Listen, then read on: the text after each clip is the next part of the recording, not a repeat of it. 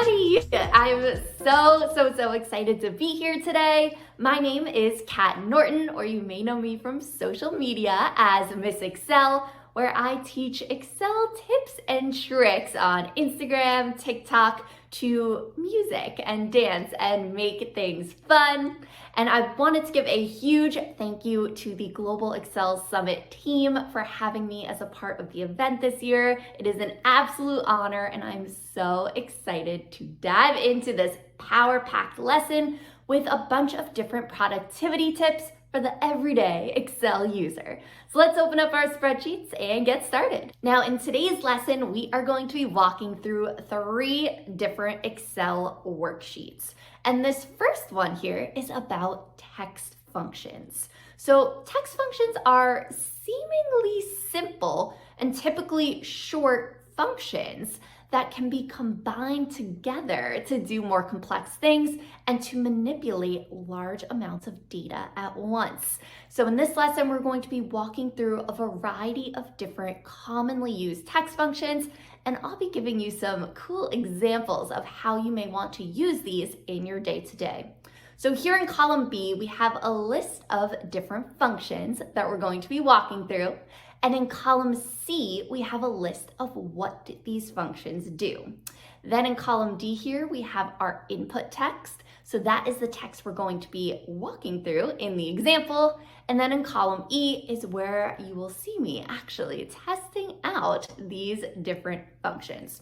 So the first 3 functions we have here are the upper, lower, and the proper functions.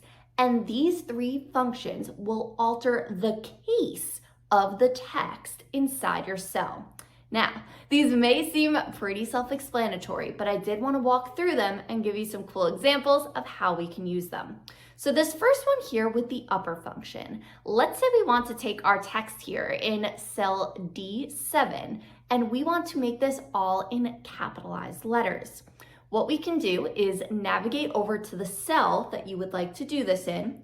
And the first thing we do here is type our equal sign, signaling to Excel that we mean business. We are ready to type that function. And next we come in here with the upper function. Now I did want to quickly point out something that a lot of people just breeze by. And that is Excel is always trying to give us little tips and messages along the way when we're working through these different functions. And as you can see here, when I typed in upper, it actually gave us a little description box of what that function does. So if you're ever testing out a new function, or if someone was like, go use the XLOOKUP, and you're like, oh, what does that mean? You can always take a step back, and when you first type the name of the function, take a look at that little description box that pops up on your screen. Now, the next thing we do is we type that open parenthesis. And what this will do is Excel will actually tell us the arguments we need to input in order to make that function run. Now, by arguments, if you're not familiar, we're not talking here about getting in a little, angry fight. In Excel, the arguments are essentially just the inputs that we need to use in order to make the function run. Now, this one that we're looking at here is pretty simple. We only have one argument there, which is our text. So Excel is essentially asking us, hey, what text do you want us to make in uppercase letters?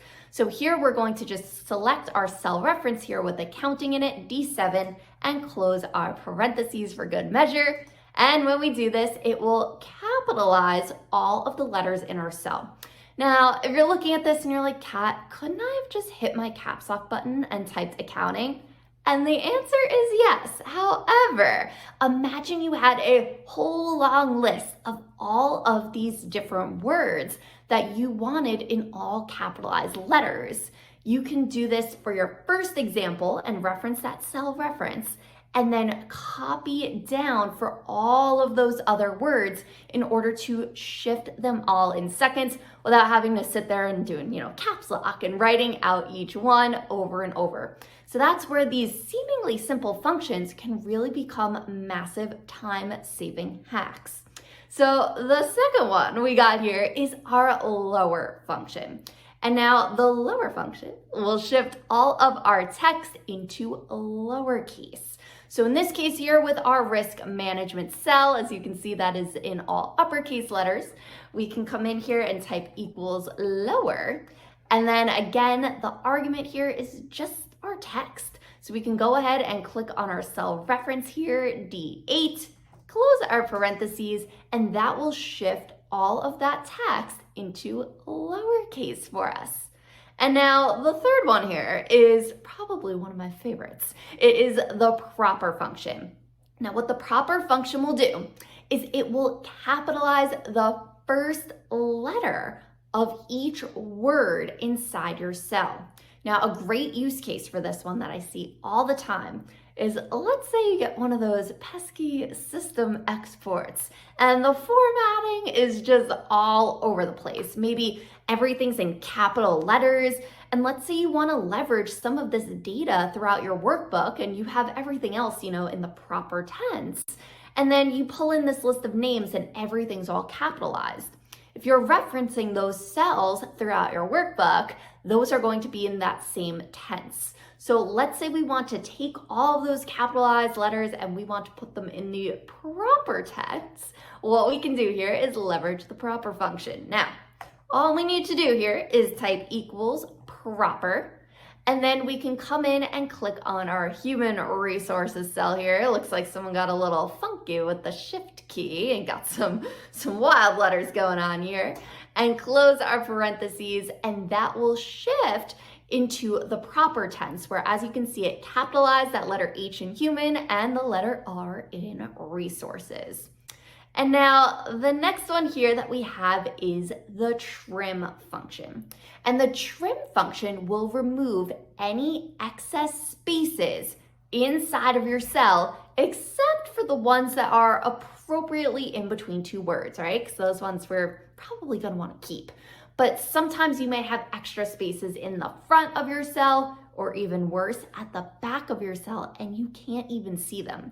So this trim function I actually use as more so of a troubleshooting hack when it comes to lookup functions. So how many times have you done a lookup function and you're like, it just isn't working, whether it's a VLOOKUP, an XLOOKUP, an HLOOKUP, and you're like, why aren't these two different data points matching your lookup value and what you're trying to match it up with? And you're like, it looks like the text is exactly the same. What is going on? Sometimes there may be an extra space inside of one of those two different data points that you're trying to match up that's causing them not to essentially click and then be able to pull your result. So this is a troubleshooting method that I always recommend. If you're doing a lookup function, you're like, this isn't working and it just doesn't make sense why. What I'll do is a trim function off to the side on both of the data sets that I'm working with, and make sure that there aren't any excess spaces that are preventing my lookup functions from looking things up. So in order to use this, again, pretty simple, what we'll do here is type equals trim. And when we do this, all we need to do is select our text. And as you can see, our profit and loss cell, there's definitely some extra spaces in front of the profit, and there's quite a few between and loss. And there could even be spaces after the word loss there that we can't see with the naked eye. We would have to hop into the formula bar to see if they are there. So I'm gonna come in and close our parentheses, and that will go in and remove all of those extra spaces. Buddy.